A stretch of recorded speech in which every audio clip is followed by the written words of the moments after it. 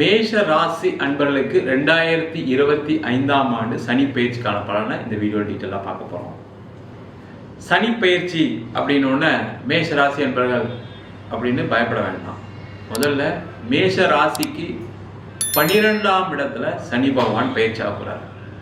இந்த 12ஆம் இடத்துல சனி பகவான் பயிற்சி ஆகக்கூடிய காலகட்டத்தில் உங்களுக்கு 7.5 சனி ஆரம்பிக்குது.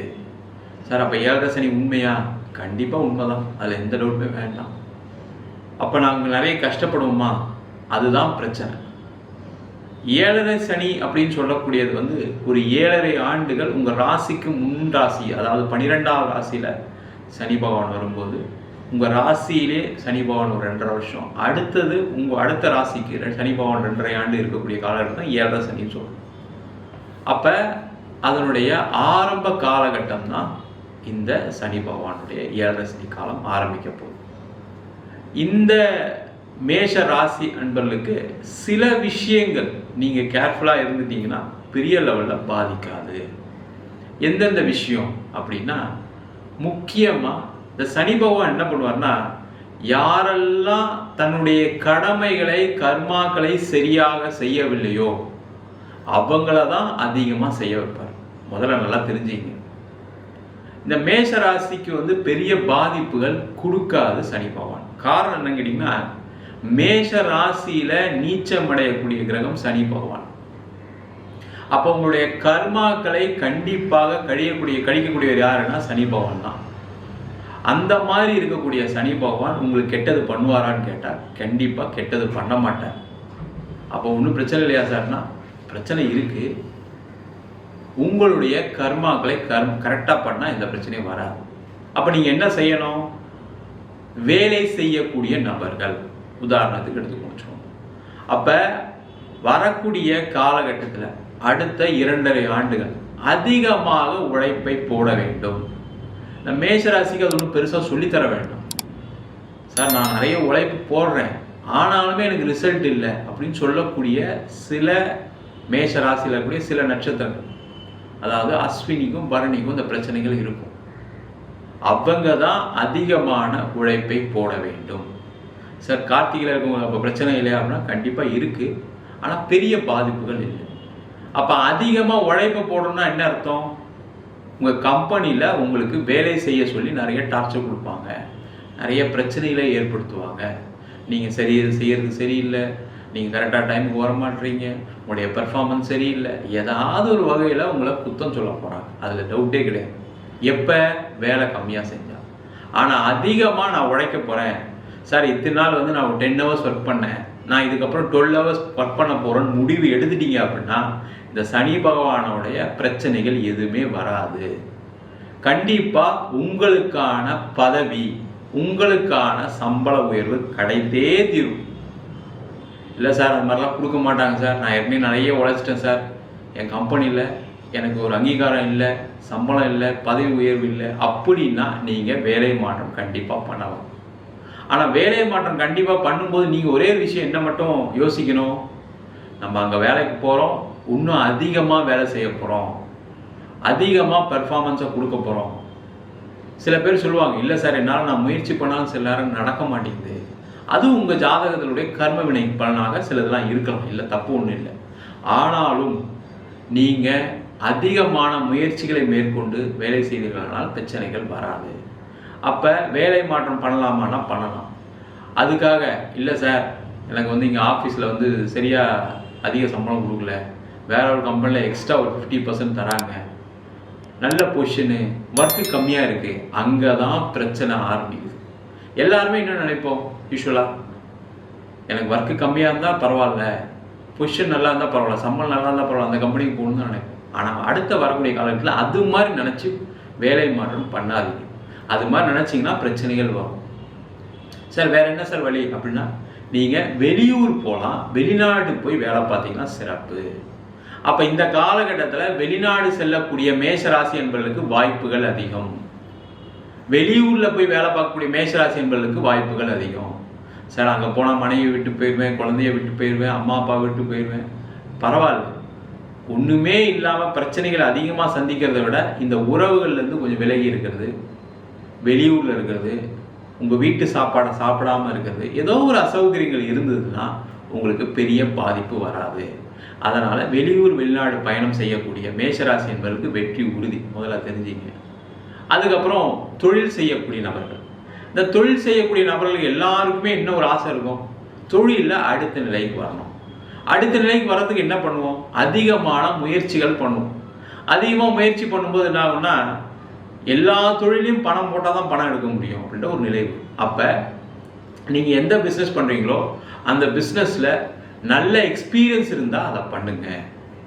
அது எந்த பிஸ்னஸ் வேணால் இருக்கலாம். அதை பண்ணும்போது உங்களுக்கு பிரச்சனைகள் வராது. புதுசாக நான் ஏதோ ஆரம்பிக்கிறேன், புதுசாக ஃப்ரெண்டு கூட சேர்ந்து பண்ணுறேன், புதுசாக ஒருத்தர் பணம் போடுறேன்னு சொல்கிறாரு, அந்த மாதிரி விஷயங்களை கண்டிப்பாக அலோவ் பண்ணாதீங்க.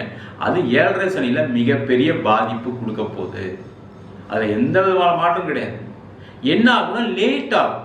இப்போ நீங்கள் பணம் போடும்போது என்னென்ன நினைப்பாங்க, நம்ம ஒரு லட்சம் போடுறோம், நம்மளுக்கு இவ்வளோ ரிட்டர்ன் வரணும், இத்தனை வருஷம் இது இந்த பிஸ்னஸ் கண்டினியூ ஆகணும், இத்தனை வருஷத்தில் இந்த பிஸ்னஸ் நடக்கும் அப்படின்னு தான் எல்லாமே ஒரு ப்ராஜெக்டை இம்ப்ளிமெண்ட் பண்ணணும். அந்த மாதிரி விஷயங்களில் லேட் ஆகும். அதை நீங்கள் முதல்ல புரிஞ்சுக்கிங்க.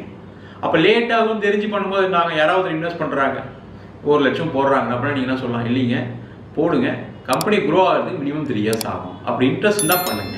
அது எந்த ப்ராஜெக்ட் எடுத்தாலும் சரி, உங்களுக்கு அடுத்த மாதம் முடியுதுன்னா கூட நீங்கள் என்ன பண்ணுங்கள், 1 இயர் ஆகும்னு சொல்லுது. அந்த மாதிரி பண்ணிங்கன்னா தொழிலில் கண்டிப்பாக வெற்றிகள் உறுதியாக உண்டு. சார் அப்போ ஏற்கனவே தொழிலாம் சரியில்லாமல் போயிட்டு இருக்கு, அந்த தொழில் நீங்கள் ரெக்கவர் பண்ணலாம், அதில் எந்த ப்ராப்ளமும் வராது. நீங்கள் அதிகமாக உழைப்பை மட்டும் போடுங்க, அதிகமாக யோசிங்க, அந்த தொழிலை பற்றிய பண்ணிங்கன்னா கண்டிப்பாக உங்களோட தொழிலில் மிகப்பெரிய வெற்றி அடையலாம். அடுத்ததாக திருமணம் சார்ந்த விஷயங்கள், உறவுகள் சார்ந்த விஷயங்கள். இந்த உறவு தான் அதிகமாக பாதிக்கப்படுது இந்த 7.5 சனி காலகட்டத்தில். எப்படி ஆகும்னா, மேஷ ராசி என்பர்கள் அப்படின்னு சொன்னாவே மற்றவங்க மேலே ரொம்ப அக்கறையாக இருக்குன்னு நினச்சிக்கிட்டு சில ரொம்ப கோபமாக சில முடிவுகள்லாம் எடுப்பீங்க. அதனால் எப்போவுமே உங்கள் வீட்டில் இருக்கவங்க உங்களை பார்த்தாவே அவர் வந்தால் ஏதாவது சொல்லிக்கிட்டே இருப்பார், ஏதாவது குறை சொல்லுவார், அதை செய்யும் பாரு, இதை செய்யும் பாரு, இது சரியில்லை அது சரியில்லை பாருன்னு ஒரு குறை எப்போவுமே மேஷராசி என்பது மேலே இருக்கும். அது அதிகமாகும். ஏன்னா உங்களுக்கு 7.5 சனி வரக்கூடிய காலகட்டத்தில் என்னென்ன பண்ணுவீங்கன்னா, நிறைய தப்பான டைரக்ஷன் கொடுப்பீங்க. அப்போ அந்த தப்பான டைரக்ஷன் கொடுக்கும்போது நான் வீட்டில் இருக்கவங்க பாதிக்கப்படுவாங்க. அதனால் குடும்பம் சார்ந்த விஷயத்தில் தேவையில்லாத பேச்சுகளை கம்மி பண்ணிடுங்க. வேற ஒன்றுமே கிடையாது. சனி பகவான் என்ன சொல்வார்னா, வேலையை செய், வேற எதுவும் செய், யோசிக்காத, பேசாத, கண்மூடி வாய்ப்புத்தி இரு அப்படின்னு சொல்லக்கூடிய கிரகம் தான் சனி பகவான். அந்த மாதிரி நீங்கள் எதையும் யோசிக்காமல் கண்ணை மூடிட்டு வீட்டிலேருந்து வந்தீங்க, ஆஃபீஸ்லேருந்து வரீங்க, பிஸ்னஸ்லேருந்து வரீங்கன்னா கண்ணை மூடிட்டு உங்கள் ஃபேமிலி அப்படியே பார்த்துக்கிட்டீங்கன்னா எந்த பிரச்சனையும் வராது. அதேமாதிரி திருமண உறவுகள், அதேமாதிரி புதுசாக கல்யாணம் ஆனவங்க, ஒரு வாழ்க்கையில் இப்போ தான் அடி எடுத்து வைக்கிறீங்க, மேரேஜ் ஆகிருக்கு அப்படின்னா அவங்கெல்லாம் ரொம்ப ரொம்ப கேர்ஃபுல்லாக இருக்கும். சில தவறான எண்ணங்கள், தவறான பழக்க வழக்கங்கள்லாம் வரும். அதனால் உங்களுடைய பார்ட்னர் பாதிக்கப்படலாம், இல்லை நீங்கள் பாதிக்கப்படலாம். அதனால் ஒரு கருத்து வேறுபாடு, ஒரு பிரிவினை வரலாம். அதனால் அந்த விஷயத்தில் கேர்ஃபுல்லாக இருந்துட்டிங்கன்னா எந்த பிரச்சனைகள் வராது. புதுசாக திருமணம் செய்யக்கூடிய நபர்கள், நீண்ட காலமாக திருமணமே ஆகலை, அவங்களுக்கு கண்டிப்பாக 7.5 சனி காலகட்டம் தான் திருமணம் நடக்கும். என்ன சார் நேரம் சரியில்லாமல் திருமணம் நடந்தால் எப்படி சார் இருக்கும், அதெல்லாம் ஒன்றும் பயப்படாதீங்க. ஏன்னா அந்த கர்மக்காரங்க நபர் நீண்ட காலமாக எனக்கு கல்யாணமே ஆகலை அப்படின்னா அப்போ தான் ஏதாவது ஒரு வரன் வரும், நீங்கள் ஃபிக்ஸ் பண்ண மாதிரி இருக்கும். அந்த வரன் பார்க்கும் பொழுது பெரிய லெவலில் தகுதியை எதிர்பார்க்காம பண்ணுங்க. இந்த சனி பகவான் என்ன பண்ணுவார்னா, அதிக ஆசை அதிக ஆபத்துகளை கொடுக்கக்கூடியவர். அப்போ அதிக ஆசைப்படக்கூடாது அப்படின்னா என்ன அர்த்தம்னா, வர்ற பொண்ணு அதை கொண்டு வருது, இதை கொண்டு வருது, இப்படி வேலை பார்க்குது, அழகாக இருக்குது அப்படின்னு நினச்சிங்கன்னா பிரச்சனை. வர்ற பையன் அப்படி இருக்கணும், இப்படி இருக்கணும், நல்லா சம்பாதியம் இருக்கணும், நிறைய சொத்து இருக்கணும் அப்படின்னு நினச்சிங்கன்னா சில பிரச்சனைகள் வரும். உங்கள் தகுதிக்கு ஏற்றாற் போல, உங்கள் வசதி வாய்ப்புக்கு ஏற்றாற் போல வரனை பார்த்தீங்க அப்படின்னா நல்லது. அதில் ஒரு தடவைக்கு 2 தடவை யோசித்து தேவையில்லாமல் எல்லாருக்கிட்டையும் சொல்லாமல் நீங்கள் ஒரு வரனை பார்த்தீங்க, செஞ்சீங்க, ஃபிக்ஸ் பண்ணீங்க, உடனே திருமணத்தை செய்ய வேண்டும். இல்லைன்னா திருமணம் நடக்கிறதுக்குள்ளே கூட ஏதாவது ஒரு பிரச்சனைகள் வரலாம். அதனால் இந்த விஷயத்தை நம்ம சொன்ன விஷயத்தை ஃபாலோ பண்ணால் திருமணத்தில் எந்த பிரச்சனையும் வராது.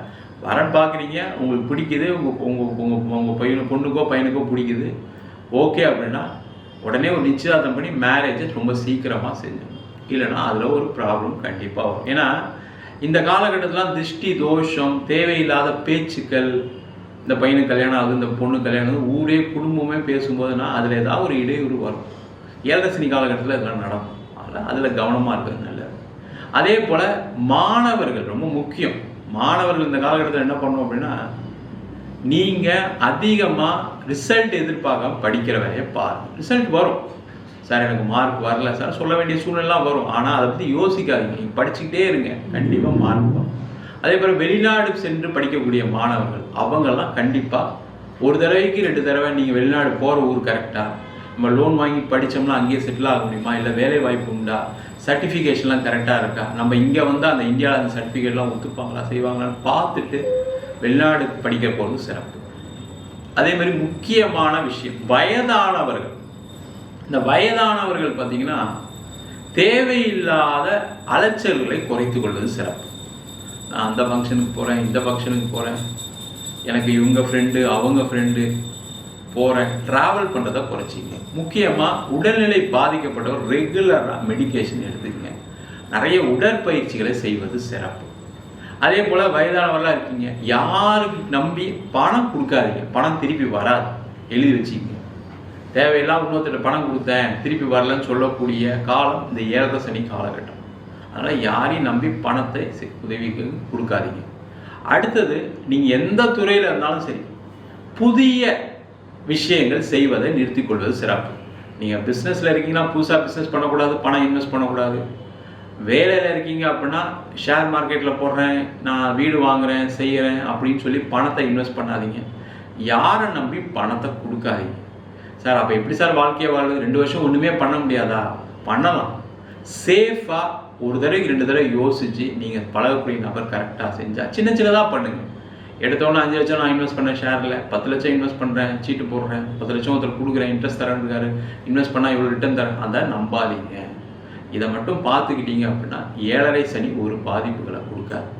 மொத்தத்தில் இதுலேருந்து என்ன தெரியுது மேஷராசி என்பவர்களுக்கு அப்படின்னா, தேவையில்லாத விஷயங்களை யோசிக்காமல் நீங்கள் செய்யக்கூடிய வேலையில் அதிக கவனம் செலுத்தி செய்தீர்களானால் எந்த பிரச்சனையும் வராது. கல்யாணம் ஆகும், பிரச்சனை கிடையாது. குழந்தை பிறக்கும், எந்த பிரச்சனை வராது. வெளிநாடு வாய்ப்புகள் நிறைய வரும், அதை பயன்படுத்திங்க. வெளியூர் வாய்ப்பு வரும், ஒரு டிரான்ஸ்ஃபர் கிடைக்கும், பயன்படுத்திக்கலாம். அதேமாதிரி அரசாங்க வேலைக்கு ட்ரை பண்ணுறவங்க வெளியூரில் அரசாங்க வேலை கிடைப்பதற்கான வாய்ப்பு இருக்குது, அதை முயற்சி செய்யலாம். அதெல்லாம் செஞ்சிங்கன்னா எந்த பிரச்சனையும் வராது. உறவுகள் சார்ந்த விஷயத்தில் மிக மிக கவனமாக இருப்பது சிறப்பு.